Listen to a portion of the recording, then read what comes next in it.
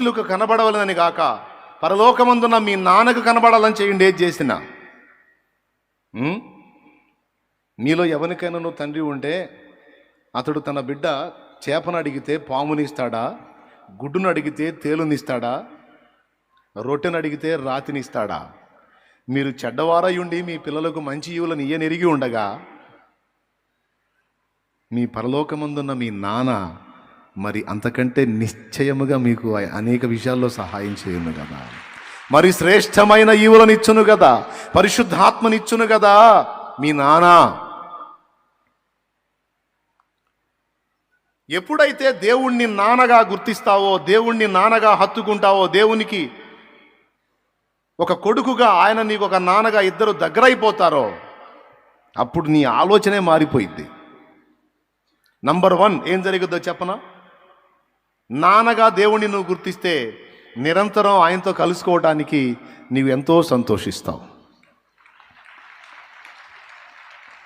ఎటు గదిలినా నానుంటే బాగుండు అనుకుంటావు, నాన్నకు చెప్పి చేద్దాం అనుకుంటావు, ఒక మాట నాన్నకు అందిద్దాం అనుకుంటావు. ఎందుకంటే నాన్న మీద ఉన్న మమత అది. అవునా? అట్లా కాకుండా ఏడు సైడ్లని ఎప్పుడన్నా పోవాలనిపించుద్దా నీకు? ఉంటే ఉన్నాడు, పోతే పోయాళ్ళు అనుకుంటావా? అనుకో.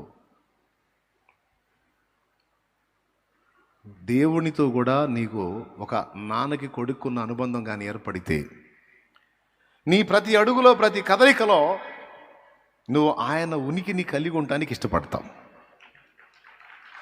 ఇక ఆయనకి తెలియకుండా ఏం చేయో, ఏ అడుగు వేయాలన్నా సరే మా నాన్నకు చెప్పాలనుకుంటావు. గుండె చెదిరిన వారిని ఆయన బాగు చేయువాడు, వారి గాయములను కట్టువాడు అని ఉంది. మీరు నమ్మండి నమ్మపోండి, నేను చెప్తున్నాను. మీ మీద కూడా నాకు చనువు ఉంది, నా మీద కూడా మీకు స్వతంత్రం ఉంది, కాదని నేను అనను. అందుకే చాలా విషయాలు ఫ్రీగా మాట్లాడతాను. నాకు బాగా హృదయానికి గాయమైనప్పుడు, గుండె చెదిరినప్పుడు నేను ఇద్దరిని గుర్తు చేసుకుంటా. ఇద్దరిని. మొట్టమొదటిది ఒక మనిషిగా, నేను ఒక మనిషిగా నాకు జన్మనిచ్చినటువంటి కన్న తండ్రిని గుర్తు చేసుకుంటా, మా నాన్నని. ఫలానా దగ్గర వాకింగ్ చెప్పడానికి వెళ్తున్నాను నాన్న అంటే, ఆ జాగ్రత్తగా వెళ్ళాయా, నేను ప్రార్థన చేస్తానని దాదాపు 75 ఏళ్ల ప్రాయంలో నిలువు మోకాళ్ళు వేసి 2 చేతులు అలా చాపి ఆయన ప్రార్థన చేసేవాడు. నేను వెళ్తుంటే మా నాన్న ఆయన చెయ్యి ఇలా పెడితే కరెక్ట్గా నా తల మొత్తం వచ్చి పెద్ద చెయ్యి పెట్టి ప్రార్థన చేసేవాడు. నాకు సంతోషంగా వెళ్ళరాయి అన్నాడు. అంటే మా నాన్న గొప్పతనం కోసం కాదు, మీరు ఆ నాన్నని తెలుసుకుంటారని చెబుతున్నా. మా నాన్న ఎంత మనగాడో చూడండి అని, ఆయన ఎంత అందగాడో చూడండి అని కాదు. గుండె చెదిరినప్పుడు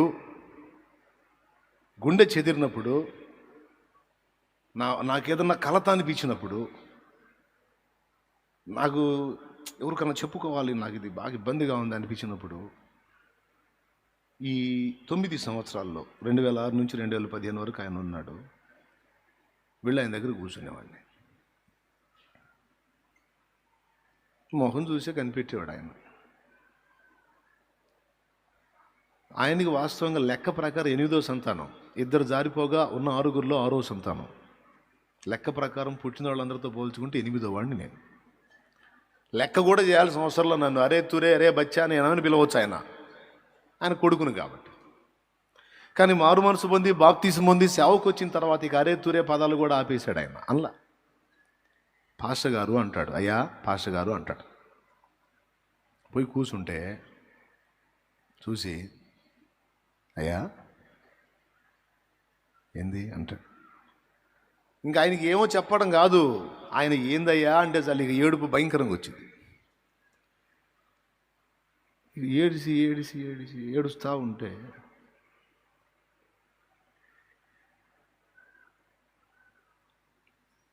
కాసేపు మౌనంగా ఉండి తర్వాత ఎందుకయ్యా, ఆశ్చర్యకరుడైన దేవుడు నీకు తోడై ఉంటే ఎందుకు ఏడుస్తున్నావు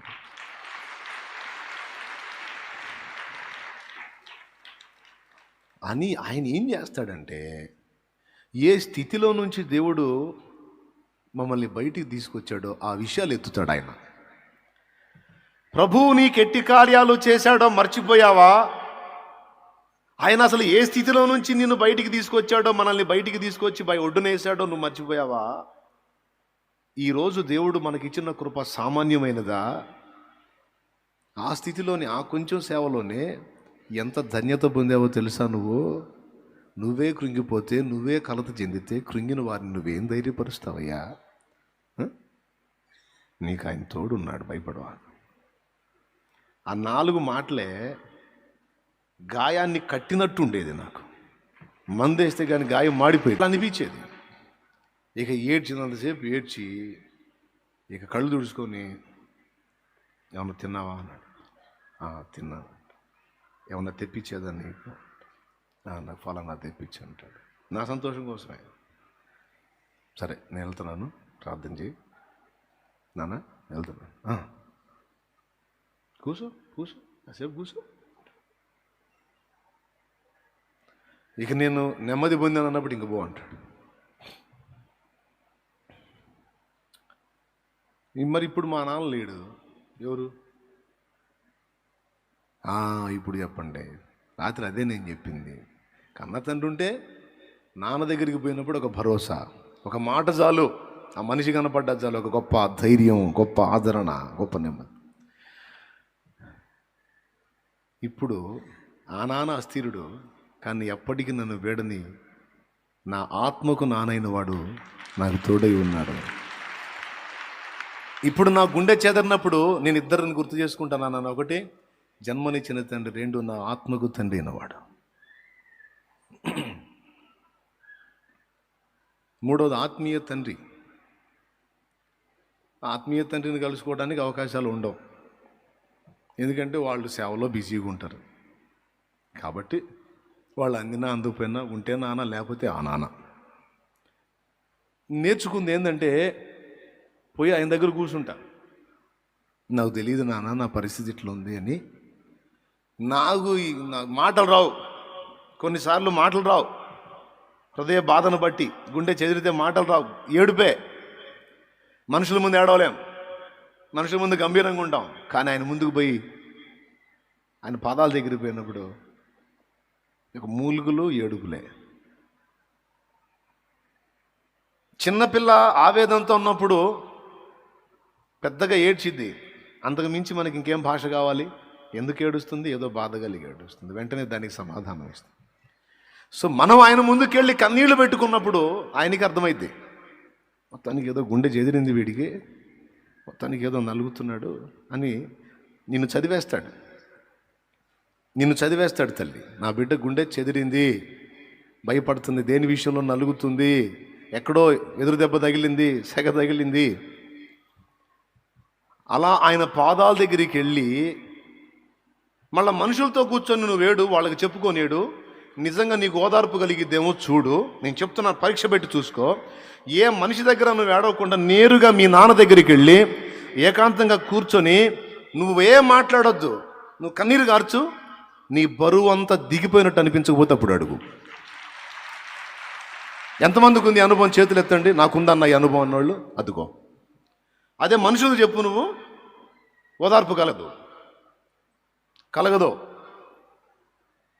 ఏకాంతంగా మీ నాన్నతో కూర్చొని నువ్వు చెప్పుకొని, లేకపోతే నువ్వు చెప్పలేవు, నువ్వు ఎక్కిళ్ళు పెట్టి ఏడుస్తావు. నీ బాధ, నీ హృదయ వేదన, నీ గుండె గాయమైపోయింది, నీ గుండె చెదరింది. అది దేన్ని బట్టో, అవమానాన్ని బట్టో, సమస్యను బట్టో, రోగాన్ని బట్టో, ఇబ్బందిని బట్టో, లేకపోతే నా అనుకున్న వాళ్ళు త్రోసేసిన దాన్ని బట్టో, ఏదో ప్రతి మనిషికి ఒక హృదయం ఉంటుంది, దానికి కొన్ని ఇబ్బందులు ఉంటాయి. ఆయన ముందుకు పోయినప్పుడు, ఆయన దగ్గర కూర్చున్నప్పుడు నువ్వు కన్నీళ్ళు పెట్టుకొని, నువ్వు వెక్కిళ్ళు పెట్టి, నువ్వు మనసారా ఏడ్చుకొని చివరిలో 2 మాటలు, నా పరిస్థితి ఇలా ఉంది నాన్న, తండ్రి, అయ్యా నా సంగతి ఏంది అనేదో చెప్పుకొని నువ్వు అక్కడి నుంచి లెగిస్తే ఒక పెద్ద బరువు ఎవరో నీ మీద నుంచి తీసి అవతల పెట్టేసినట్టు గొప్ప విడుదల. ఎన్నిసార్లు అనుభవించానో నేను.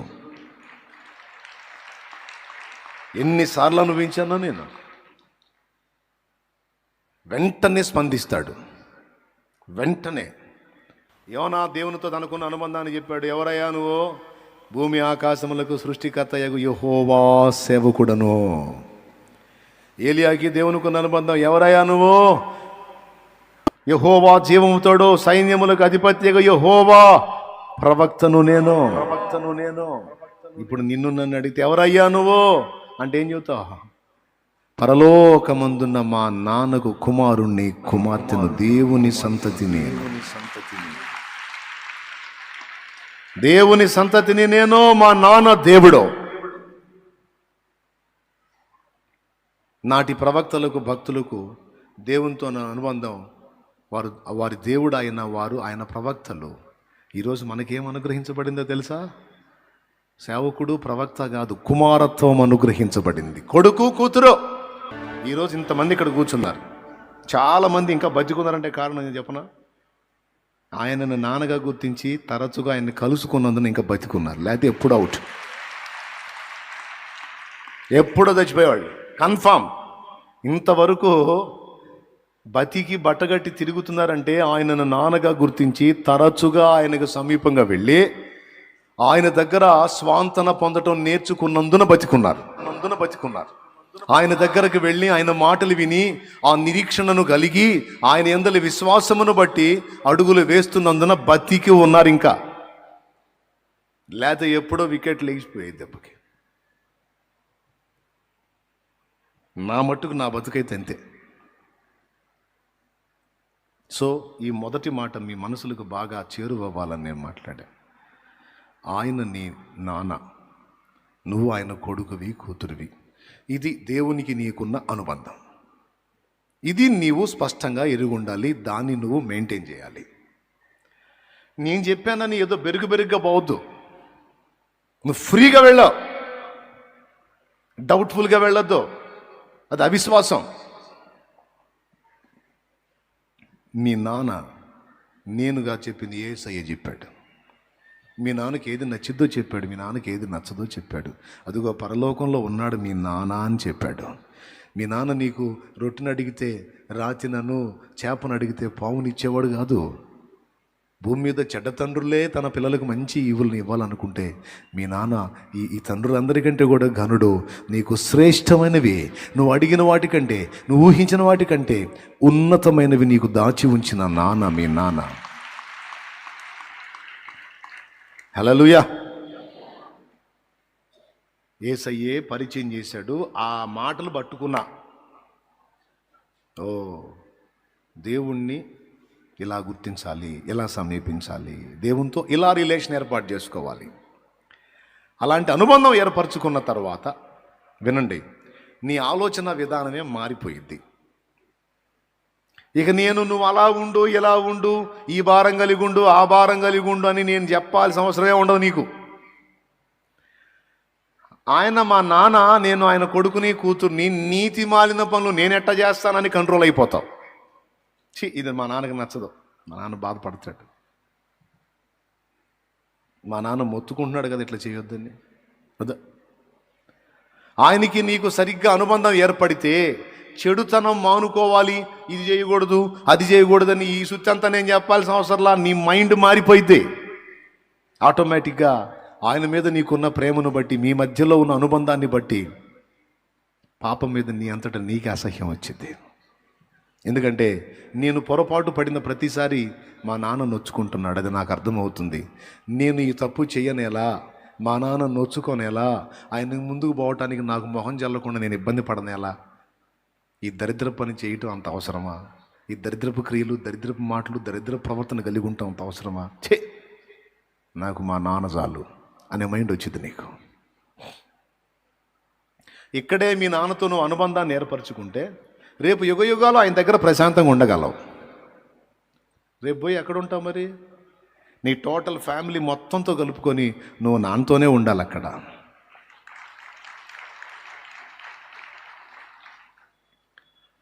రెండవది, ఆయనతో ఇలాంటి రిలేషన్ నీకు ఏర్పడితే, దాన్ని నువ్వు గుర్తించగలిగితే, అనుబంధాన్ని నువ్వు గుర్తించగలిగితే, నీ బాధ్యత ఏంటో నేను నీకు చెప్పాల్సిన అవసరంలా, నీకే బలిపెలిగిద్ది.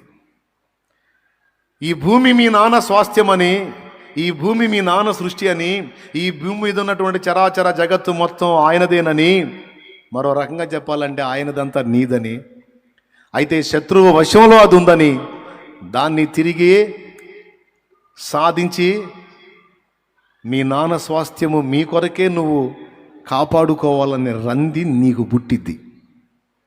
ఇక మనుషులు ఎవరు కనపడ్డా వాళ్ళందరూ నీకు ఆ కులపోటు, ఆడు వేరే ఫ్యామిలీ, ఈడు వేరు వాడు వేరు అన్నట్టు కనపడరు. వీళ్ళందరూ మా నాన్న సృష్టించిన సృష్టి, నాతో పాటు నా వల్ల నిర్మించబడిన వ్యక్తులు, వీరు నా కుటుంబ సభ్యులు అన్న భావన వచ్చేస్తుంది నీకు. అప్పుడు వాళ్ళకి దానం చేయి, వీళ్ళకి ధర్మం చేయి, వాళ్ళకి సాయం చేయి, వీళ్ళని ఆదుకో, వాళ్ళకి హెల్ప్ చేయని నేను చెప్పాల్సిన అవసరం ఉండదు.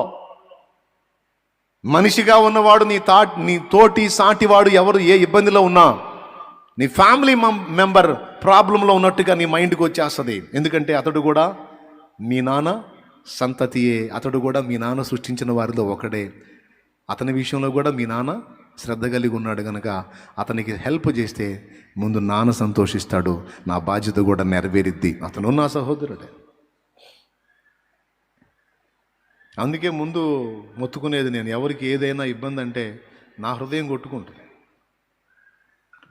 దాటిపోలేం. ఎందుకు? నా తండ్రి సంతానం వీళ్ళు కూడా. ఎప్పుడైతే ఆయనతో సరైన అనుబంధం నీకు ఏర్పడిద్దో, ఇక నువ్వు ఒక సింగిల్ ఫ్యామిలీ లాగా ఉండటానికి ఇష్టపడవు.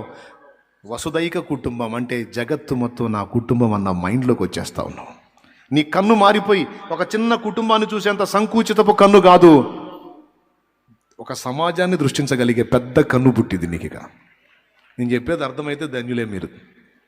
ఆ మెట్టుకు రాగలిగితే స్తోత్రం. చిన్న కన్ను, ఒక ఓన్లీ వన్ ఫ్యామిలీని మాత్రమే దృష్టించే చిన్న కన్ను ఉండదు ఇక నీకు. దేవుడు మీ నాన్న అని నీకు అర్థమైతే, నువ్వు ఆయన సంతతి అన్నది నీకు అర్థమైతే, ఆయనతో నీకు సమీప అనుబంధం ఏర్పడితే, నీ ఒక్క ఫ్యామిలీ కోసమే నువ్వు బతకో, సమాజం కోసం బతకటం మొదలు పెడతావు. కన్ఫర్మ్. ఎవరి కోసం? సమాజం కోసం బతకటం మొదలు పెడతావు. బతుకు అని నీకు చెప్పాల్సిన అవసరంలా. సాతాను మీద యుద్ధం ప్రకటిస్తావు, వాణ్ణి సవాల్ చేస్తావు, వాణ్ణి ఢీ కొడతావు. ఏ ప్రాంతానికి నువ్వు అడుగుపెట్టినా అక్కడ దురాత్మ ఉంది, ఇక్కడ దెయ్యం ఉంది, ఏడ సైతాను ఉంది, ఏడ పెద్దది ఉంది, ఆడ చిన్నది. ఏం పెద్దది చిన్నది? ఇది ఎవడి సొత్తు? మా నాన్నదే. హో సైతాననే అడుగేస్తావు ముందుకి. ఇది నా తండ్రిదే, మా నాన్నది. ఈ ఊరు, ఈ వాడ, ఈ పల్లె, ఈ పట్టణం, ఈ ప్రాంతం, ఈ భూమి నా తండ్రి సృష్టించింది, ఇందులో ప్రజలు నా వారు. ఎప్పుడైతే నీకున్న హక్కుని, నీకున్న అధికారాన్ని చేతబట్టి నువ్వు అడిగేస్తావో, దయ్యాలు అక్కడి నుంచి పరారు. సింపుల్ ఎగ్జాంపుల్ చెప్తా. మీ నాన్న 5 ఎకరాల పొలం సంపాదించాడు. నువ్వు ఎన్ని ఎకరాలు? 5 ఎకరాలు సంపాదించాడు.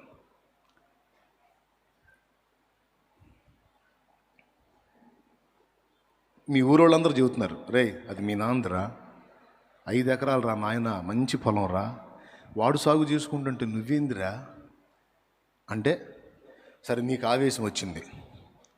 మీ నాన్న కష్టపడి రెక్కలు ముక్కలు చేసుకుని సంపాదించాడు రా, ఎకరం మొత్తం 5 ఎకరాల పొలం రా, ఏందిరా నీకు మైండ్ పోయిందా అని పక్కన వాళ్ళు మాట్లాడారు. నీకు ఆవేశం వచ్చింది, పోయావు పొలం దగ్గరికి. ఇదే మా పొలం, మా నాన్నది ఇది అన్నావు అనుకో, ఇదే అంటాడు సాగు చేసుకునేవాడు. ఇది మా నాన్నదంటగా, మా పొలం ఇది అన్నావు అనుకో, ఎవడు చెప్పింది అంటారమ్మన్ కొడితే పగిలిపోద్ది. ఇదే ఏడుంది, ఇది ఏముంది నీకు, తేపో అంటాడు. పల్లెటూరులో జరిగే వాదనలు ఇంతే ఉంటాయి, అవునా? అంటే ఇది అంటే వాళ్ళు చెప్పారులే, మా నాన్న 5 ఎకరాలు అంట మొత్తం, మా నాన్నదని చెప్తే, ఎవడాడు చెప్పినోడు ఎవడు, నీకున్న ఆధారం రా ఓ అంట.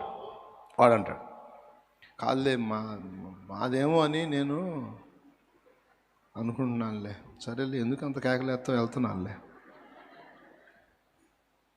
అవునా?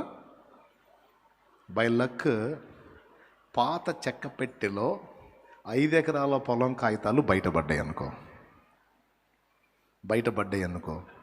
పూర్తిగా ఫలానోడి దగ్గర మీ నాన్న కొన్న కాగితాలు పాత చెక్క పెట్టెలో బయటపడ్డాయి అనుకో, అవి తీసుకెళ్ళి బయట చదివించావు.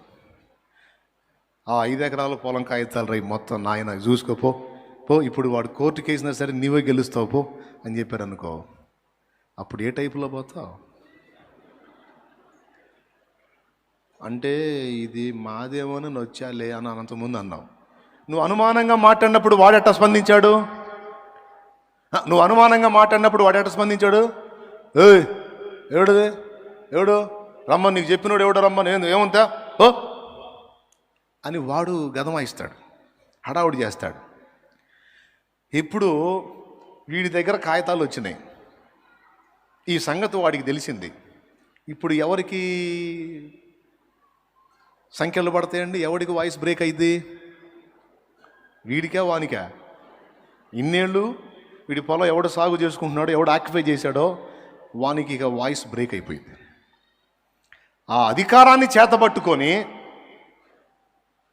ఆ అధికార పత్రాలను చేతబట్టుకొని వచ్చాయి, ఎవడు చెప్పినోడు ఎవడు అని వచ్చి అడిగావుగా, ఇదిగో కాగితాలు దా, అదిగో అది హద్దు, అదిగో ఉత్తరపు హద్దు, పడమటి హద్దు, దక్షిణం హద్దు, తూర్పు హద్దు, ఇదిగో నలుదిక్కుల హద్దులు, హద్దుల పేర్లు, ఇదిగో మా నాన్న ఎంత కొన్నాడో కాగితాలు. చెప్పు, ఏ అధికారంతో వచ్చామని అడుగుతున్నావుగా? ఆయన మా నాన్న, ఈ ఆస్తి మా నాన్నది, ఆయన కొడుగ్గా నాదిరా, ఎక్కువ ఒడ్డుకంటాడు రా బయటికి రా, మా నాన్న ఆస్తి ఎవడురా నువ్వు అన్నప్పుడు ఇక వాడు నీ మీద జుల్లుం ప్రదర్శించడు. పైగా నువ్వు ఏది చెబితే దానికి తలంచడానికి ఇష్టపడతాడు. నలుగురు పెద్దల్ని కూడేసి, దాదాపు 15 ఏళ్ళు వీడు సాగు చేసుకుంటున్నాడు. ఎవరిది పొలం? మాది. కౌలు కట్టాలా, మొత్తం 15 ఏళ్ళకి కట్టాలా, నేను ఊరుకోను అంతే. సత్తాడు వాడు అల్లాడి. దొంగతనంగా నా పొలం వేసుకొని 15 ఏళ్ళు పండించుకొని నేను పిల్లల్ని పెట్టు పస్తులతో ఉన్నా ఊరుకొని, నేను నాకు 15 ఏళ్ళ కౌలు కట్టాల్సిందంటే వాడికి చెవులు దాడించుకుంటూ వస్తాడు. కాదు మేము కాదులే మాది అనుకుని అట్లా కాదు కొంచెం.